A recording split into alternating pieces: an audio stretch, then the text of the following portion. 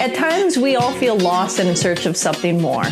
This is Cristina Dam, and this is Liberate the podcast, a podcast designed to help inspire and guide you forward through everything spirituality, creativity, art, and just giving you a sense of empowerment so that you can be powerful, be magical, and be free.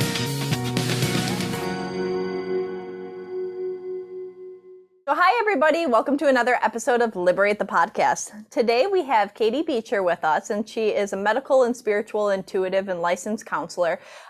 She has this book, Heal From Within, that she just has written, as well as she does some really interesting readings that involve painting people and doing this whole thing, which we're going to get into. But really the topic for today is why the root cause of healing is so important and how our intuition kind of sends us clues and signals along the way, and really about how to look out for those so that we can really find that root and heal it from within, right?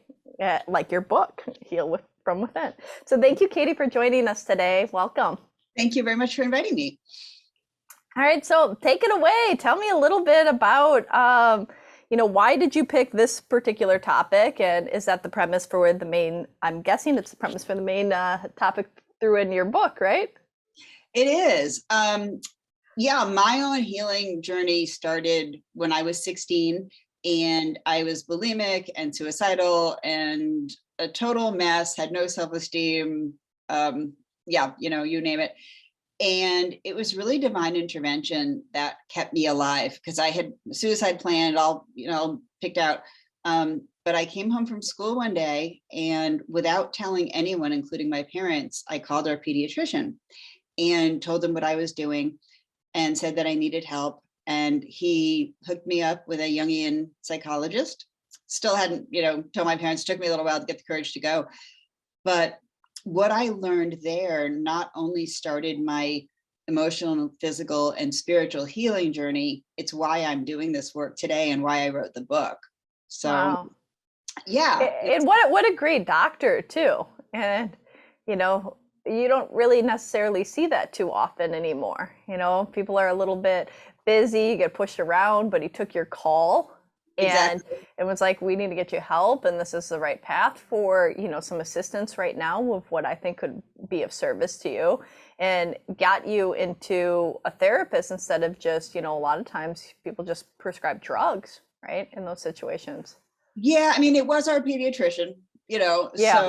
who, had been practicing forever. It was 1983, and I think they definitely looked at things differently. Like Prozac wasn't out. They weren't the antidepressants that were out weren't even that great. Yeah. And he actually said, like, I think you'll be fine. It's okay. Because no one talked about eating disorders. But I had the sense to say, I'm not okay. This is just, I really, really need help. And but Jungian psychology, it's based in intuition, and it's based in self-love and figuring out the deeper meaning for things and using symptom as symbols and, connecting to your body as well. So for me, it was the perfect type of therapy for healing. Oh, that's amazing.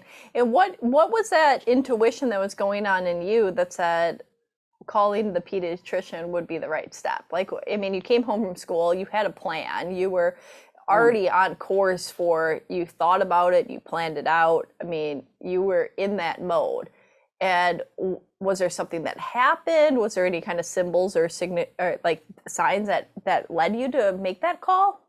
I've often asked myself that, and it was obviously a very long time ago, but I think one of the catalysts may have been getting into college, in Washington, D.C., and I got a scholarship. And it really gave me hope for getting out of my dysfunctional family system and starting a new life. So I think that was probably the catalyst, along with just divine intervention. I'm supposed to be here and do this stuff. But I wish, I was so messed up at the time that I remember standing and making the call, but I really don't remember anything else about it. And my parents weren't involved in treatment. it was just me. And that's the way it needed to be for my healing. Yeah. But yeah, I remember standing there making the call and talking to him and being terrified and ashamed, you know, having never said it out loud to anyone before. That was my first time. So Wow. yeah, I was ready. Yeah. And it led you down this path. So you started going to this union psychologist. And what was that like for you? Was it a few sessions in? Was it right away that you were like, wow, this is great? Like, what was that progression? I knew that, well, it took me a couple months to get the courage to call her. So, but I did. Right away, she started describing how she worked, and it was all about connecting to yourself and self-love. And she explained about Jung's concept of the collective unconscious, where we're basically all connected, you know, and I was able to tell her that I had, you know, basically I talked to dead people and I saw things and things occurred I didn't know about. And I'd always been super sensitive and all that. And I really hadn't been able to talk to anyone about that too. So that happened pretty early on.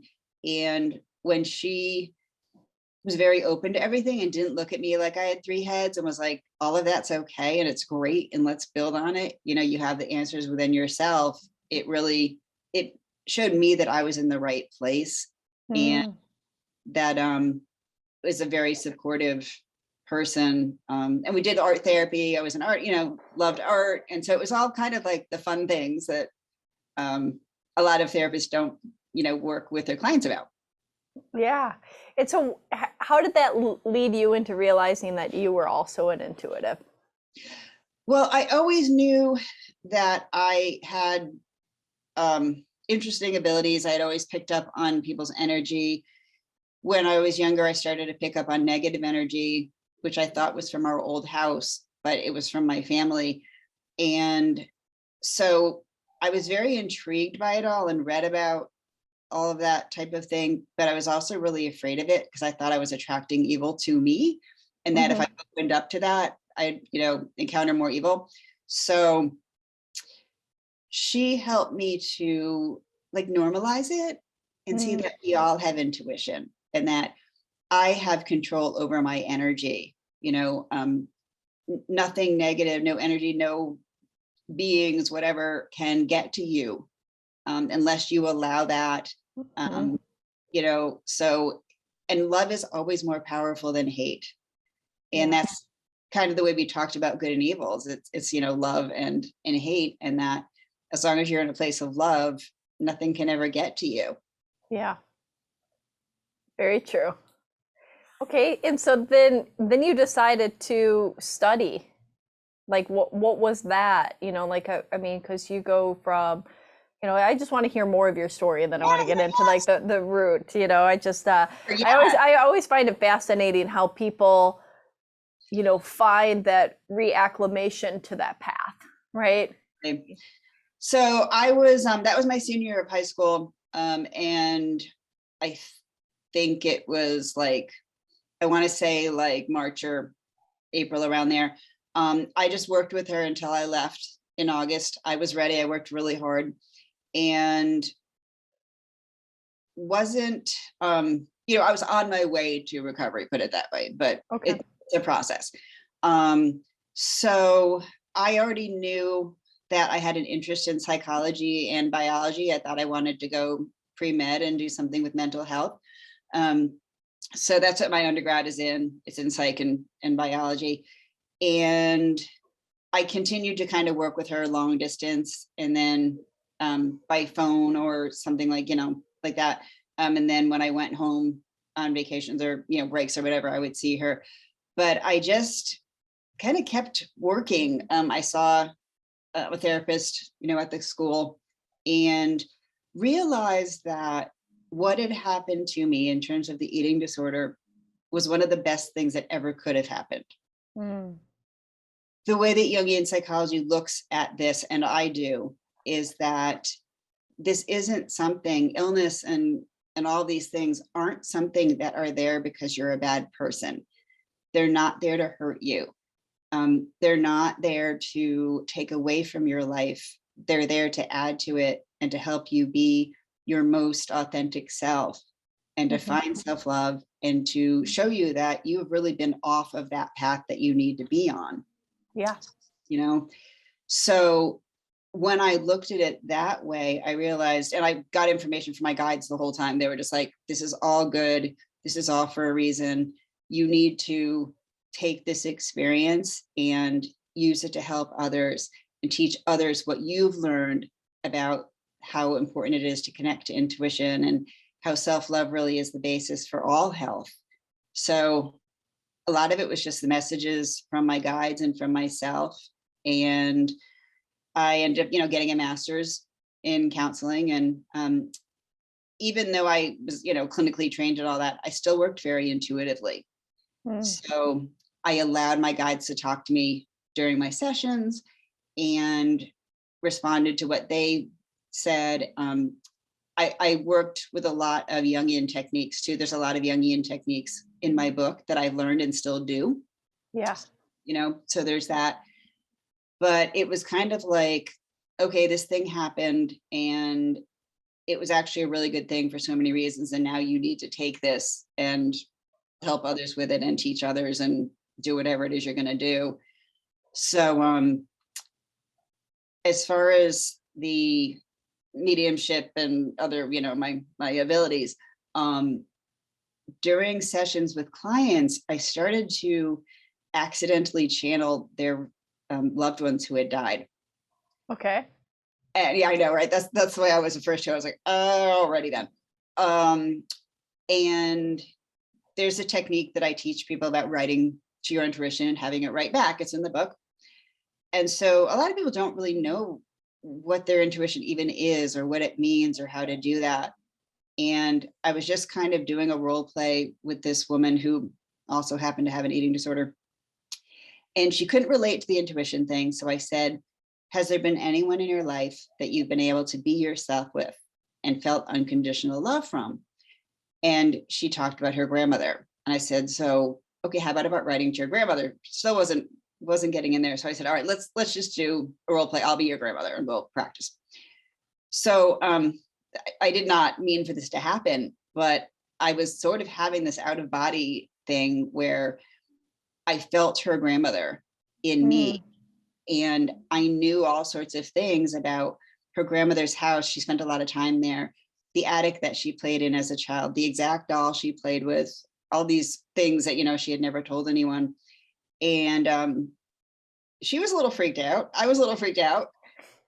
But at the same time, it felt really natural. Yeah. It was like, this is the way it should be. So I kind of decided, okay, well, this is something that's not going away. I need to explore it and have it grow. And I joined a spiritualist church that was near our home in Connecticut. So I learned a lot more about mediumship and from some really good teachers and just kept practicing. Then my mom got sick about 13 years ago now. And it really changed my life. She became paralyzed and blind, and I was her sole caretaker for a while. And there were all sorts of family issues as that will happen. But it just made me look at my life and say, I like what I'm doing, but there's more I need to do. I need to go deeper, and knew even personally that I needed to explore my gifts more and stuff. Yeah. So I found out somehow about medical intuition, didn't really know what it was, but I'm really interested in medicine and I'm really interested in intuition. So what the heck? Yeah. Right. There was a 3-day workshop up at Omega, and I went, and much to my surprise, I knew all sorts of things about the people that we were reading.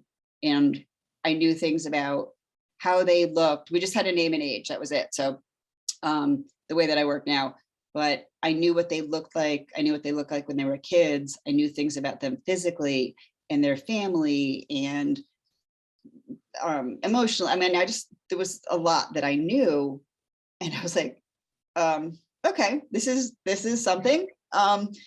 So yeah, I figured, okay, maybe this is my thing, and I developed some tools that I use, and now I'm doing it. I love that. And talk to me a little bit about where you bring back an art into it too, because if I was reading correctly, like you before when somebody books a session with you, Yes. You spend time and you write like a 4-page report for them of information that comes through, but you also paint them a picture. I do. So all of Do you have an example of one? I sure do. This is just that desk looks like a tornado went off. Okay, this is just one example. Okay.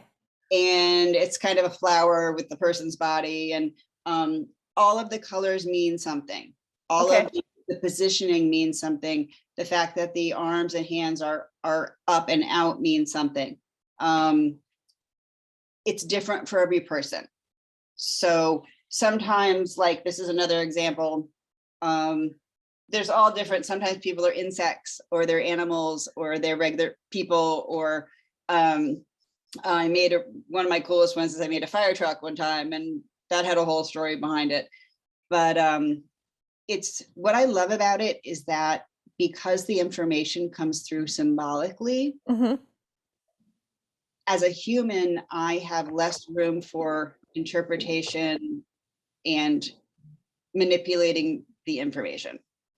So with words as humans, it's really natural to assume things. Like I was reading a 12-year-old girl and I heard teeth enamel, and I know enough now to just write down what my guides tell me and don't judge it and don't worry about it being right or wrong, just write whatever the heck they tell me. So for this girl, I wrote tooth enamel, and her mom said, that was really odd that you said that, because she has extraordinarily strong tooth enamel and she's never had a cavity.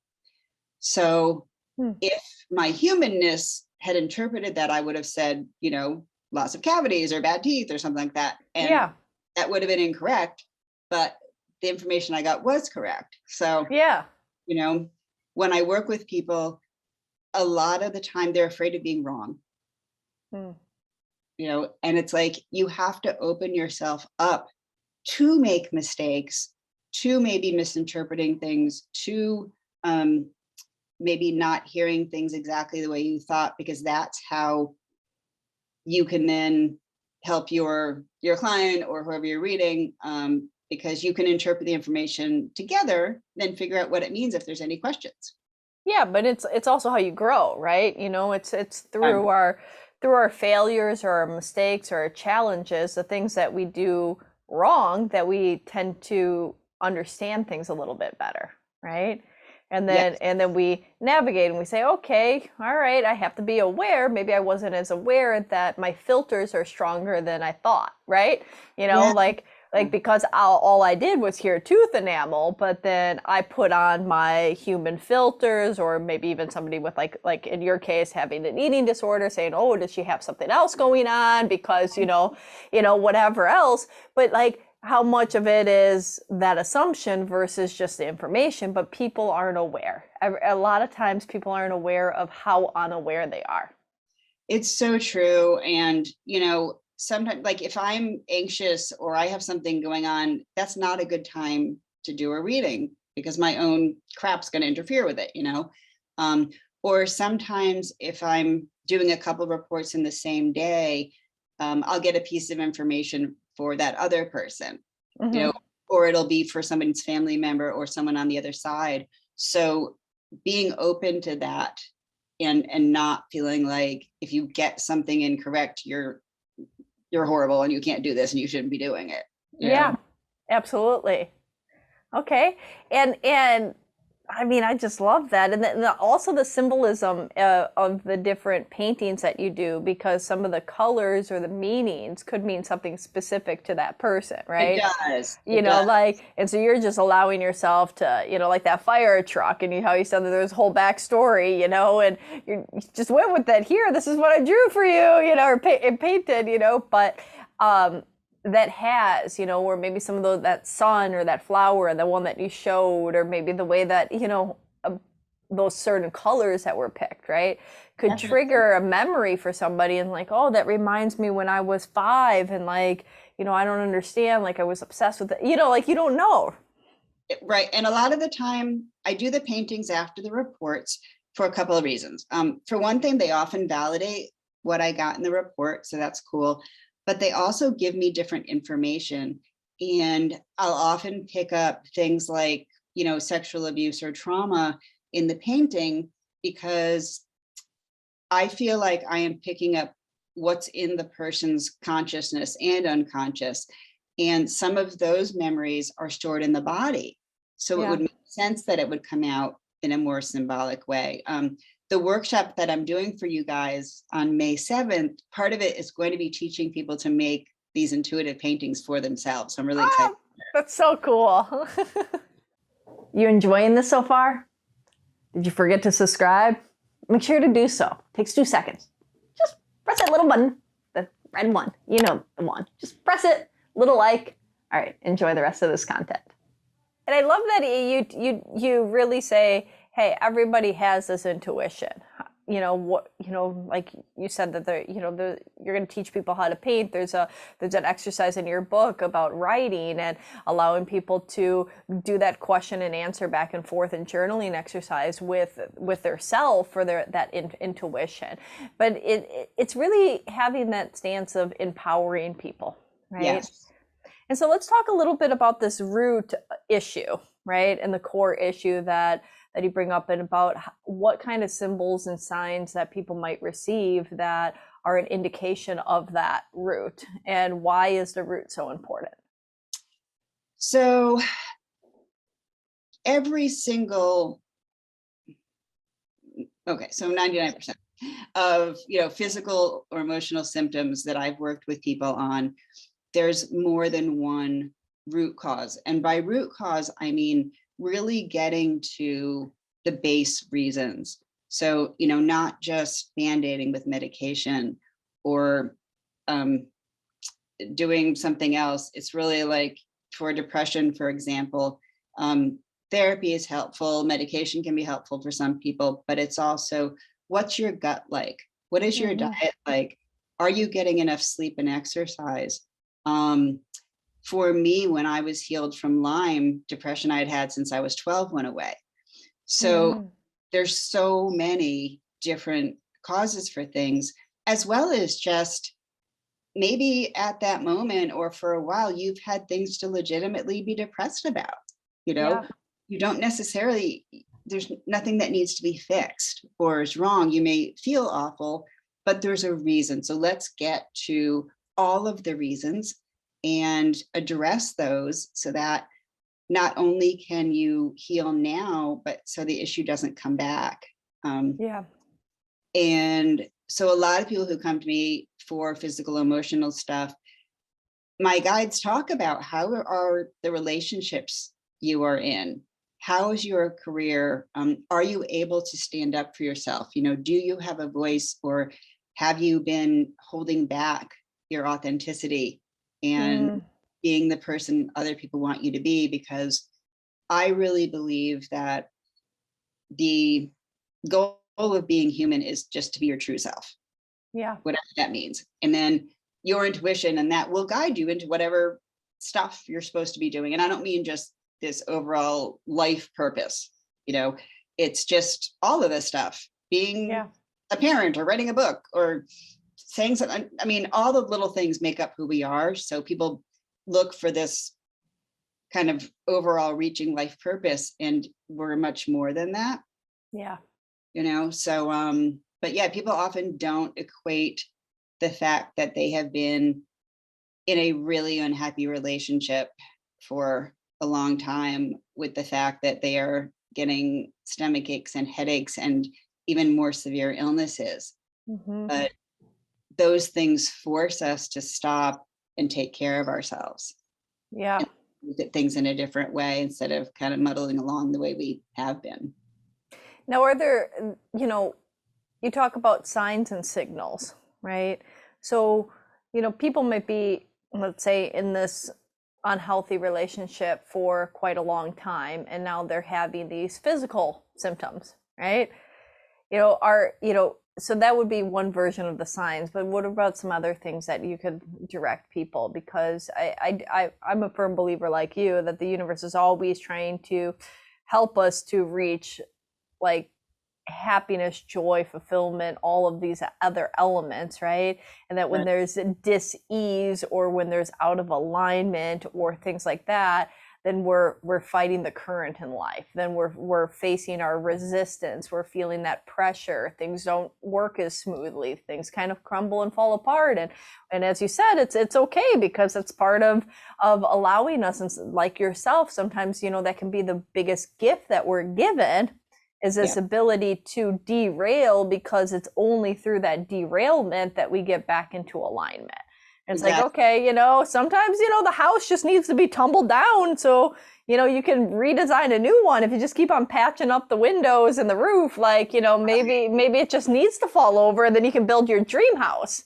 It's so true. And there are people who get very angry with me for saying things like this. And I've been called an ableist and things like that. And I'm like, you don't know anything about me. That's couldn't be farther from the truth, but they don't want to,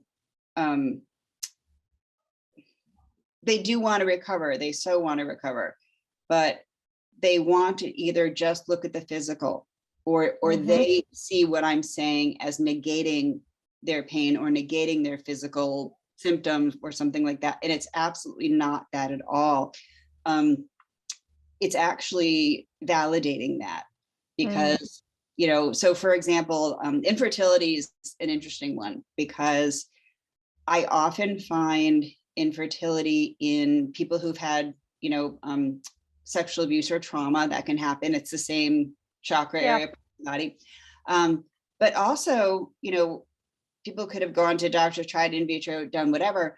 And then we get into, well, what was your childhood like? And are you afraid of repeating the patterns that, you saw when you were young? Are you afraid you're going to be a bad parent? Or how is your marriage?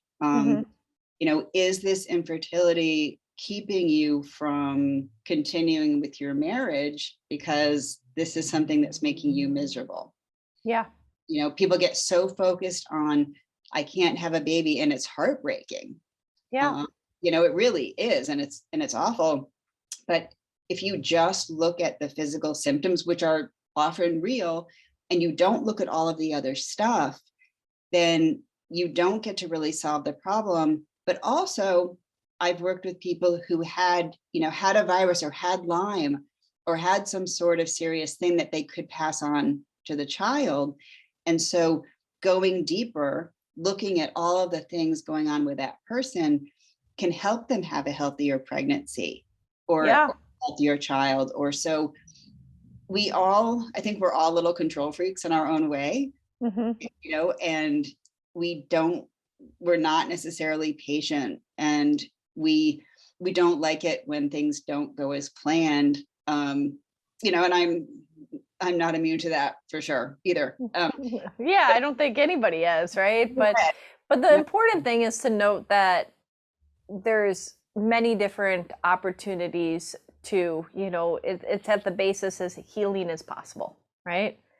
It is. And then when people stop and say that they think that they already know or they have all the answers or they tried, this and that, and so like now it's not, like if we go back to the pregnancy thing, like, okay, well, we tried and we spent all this money on in vitro and we did all this hormone therapy and we did this and we've tried, the husband and wife have tried every different thing they could possibly do and they still can't conceive or whatever. It's like, okay, well, and then you start asking those questions, right? You're like, how is your marriage? How is this? Do you have any unresolved things from childhood? Do you have trauma? Did you have a healthy relationship with your mother or father? Was there something else? Because maybe they even had a healthy relationship, but their parent died young. Right. Or something else happened, right? Because I've seen, so many different things too. But it's like sometimes people don't even want to go there. Well, that's the thing. And it's like, well, do you want the result? Because sometimes getting the result means asking very uncomfortable questions, right? Then I've had people who had a lot of difficulties with their in-laws, or culturally, they feel very controlled. And so those are very difficult problems to face. And, it's like, but in order to maybe conceive or do whatever you need to do, spirit, your intuition, whatever, is telling you, if you want that, these are problems that you need to address, because it's just going to cause more pain down the line. It's really and some of that might be a quick shift in like boundaries or facing things or even looking at things, and then wada bing, bada boom, things are healed. And sometimes it's not necessarily the magic wand for it. The person could get out of a very unhealthy relationship and change and do all these things. And then maybe, biologically it's just not possible, or they get beyond a certain age where it's not possible anymore. But then there can always be this opening of, well, what other ways, right? If mother, and we're just talking about motherhood here, exactly. But we can fill in the blank with anybody for anybody that's listening, but mother or fatherhood or whatever, it can be male too. But then there's like, okay, well, if you really want that, maybe there's an opening for adoption, maybe there's an opening for something else, right? And that there's this navigation, but people create their own misery because of their expectations. Oh my gosh, expectations cause us so many problems, myself included. And some of the expectations are from family pressures or insecurities, or, they come from a million different sources, but yeah, expectations can really screw us up.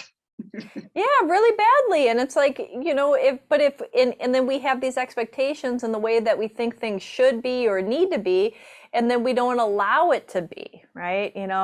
Right. There's the best metaphor I ever got. It's I've done some plant medicine, but I did ayahuasca once, and I was talking about like the suffering of people and in asking the plant medicine, and they took me to like this, Mother Ayahuasca took me to this like show where it was two people doing salsa dancing, and it was so, and it had the red curtain and everything, and they were dancing, they were going, and then all of a sudden the one person that was following didn't want to follow anymore and wanted to lead, and the other person didn't want to let them lead, and it became awkward and weird, and it wasn't entertaining to watch, and the joy just washed from their face. And the analogy was like, that's what creates the misery when you don't go with the flow. Right. Like you literally suck the joy out of your life experience when you feel like it needed to be this way. No, I need to be the leader. No, I need to be the follower. I need to, and this is just a metaphor of dance, but you can take that like for dancing with life. It's like somebody, like their reservation gets canceled at a restaurant, they show up and they let it ruin their whole night and sometimes their whole week. It's like, what if you're just meant to go walk down the street and find this restaurant that you never even ate at before, never even knew, and it's like the best meal of your life? Like we don't know why things happen. So true. It's so true. Yeah. And it's about like letting go of control and allowing spirit to take care of us, because a lot of us don't feel safe, or we don't feel like we've been taken care of, or you get let down, or so it can be really scary to trust. Yeah. To trust and to like be open, right? Right. It's like to know that you can handle it, like it's okay. Yeah. That fear behind it too. Yeah. And what is fear anyways? It's just, I still love using the acronym of false evidence appearing real, because it's really all an illusion, Totally. And we make it seem like fear means difficulty, but really even the most difficult, what does that mean? Oh, we're going to experience some sadness. We might cry. Okay. We might get what's the worst thing that is like so catastrophic, like that your emotions are going to be a little out of control for a minute? Realistically, what's the worst, right? It's kind of like the same when people are like, oh, when they have to let's say laundry piles up and they're like, oh my God, that's so hard. There's so much laundry I need to do. And it's like, really? You got a machine and you just put it in and you press a button and pour it. I mean, like it's honestly, it's not that hard when you break it down. It's so true. When I was young, again, this had to be divine intervention, because I would often ask myself, what is the worst thing that can happen? And even during my recovery, there were so many times I was afraid of things. And then I tried them and I was like, okay, the world didn't stop spinning on its axis. I'm stronger than I think. I survived this. It's okay. I felt some pain for a while. I maybe had to realize some things about my family that I didn't want to or whatever, but yay. Yeah. And I think once you go through things and once you go through some darker periods in one's life, people realize that there's not much to be afraid of, right?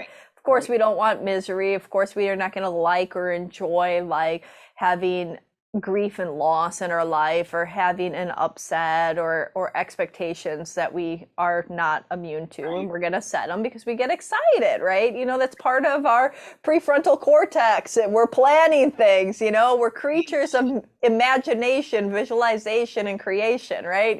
So that's not going to go away, but knowing that you can bounce with it, right? And I love that if you can get to that space, like with all the work that you do in guiding people to discover what that root is, or the multiple roots, like you said, right, so that those aren't hindering or suffocating the plant of yourself, right?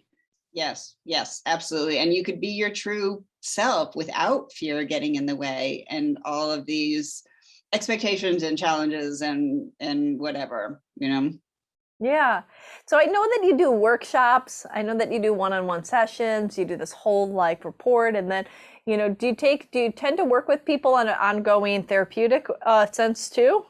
So after they do the more intuitive type of that first deep dive session with you, do you kind of work with them through that transformation as well?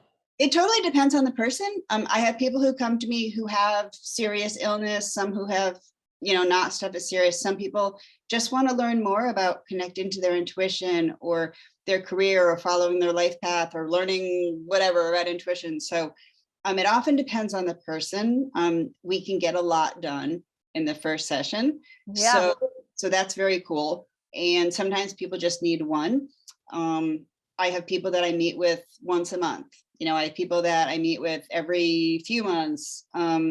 It really depends on that person and what they need. And gotcha. But it's really fun. I definitely stay in touch with people and encourage them to ask questions after the sessions, because we discuss a lot. I give them a lot of information, and I want them to explore it, and go from the session and see what they can do with it. And then also, like, if there's physical things, because it's immoral and illegal and unethical to claim that you can diagnose and medically heal people. So I do not do that. I have medical people that I trust, that I've worked with, that I refer to, who can, validate what I've said, do testing, do treatment, whatever. So I really want people to let me know, what happened in those follow-ups. And but I have a lot of kind of ongoing people who've been with me for a while in different capacities. So it's fun. Yeah, I love that. I just didn't know if there's like more of a standard or not. So that's kind of all depends on where the person is. I am not pushy. There's some people who are like, you have to have this many sessions. And I'm like, you're an adult. You can let me know. I can suggest, but you know what? I'm not pushy. I'm like, Yeah. And do you do a lot of workshops in and around town and stuff like that? Now with, COVID. Yeah. I'm doing more. I have one coming up in New York City this like late spring. But I'm starting to get into that more. So it's kind of fun because I can work with more people and we can do more. Like, I don't usually teach people how to do the individual, the intuitive soul paintings during a session, but it's really fun to get to do them with a group and then show them how to interpret what they did and do a little bit of interpreting for them too. Yeah, so they get a little reading, kind of. Absolutely. So if this is really reaching anybody and you want to book a session with Katie, where do people go and find you to book a session? My website is katiebeecher.com. So it's KATIEBEECHER. And Perfect. I'm on Instagram, Katie Beecher Medical Intuitive. You can find me on your site. Yes. And we'll put all those handles and everything down below if you're watching this on YouTube. But I also like to, and all the links will be in the description if you're checking this out on iTunes or Spotify or so. But it's always nice when people are listening to this. Definitely. We have a lot more listeners in the audio space than we do on the visual space right now. But our audience is growing on the visual front, but it is very much more on the audio. But if so I like to make sure that people can find. My book is in all three forms, on Kindle and audio and hardcover, and it's really interesting how many people are into the audio version. Yeah, right. And so they can find that. They can find it on Audible, your book. Yes, it's on Audible. It's on basically everywhere. Amazon and Barnes and Noble and Target.com and wherever. So yeah, wherever books are still found. Pretty much. I love it. Well, Katie, is there anything else that you want to share with anybody before we wrap up today?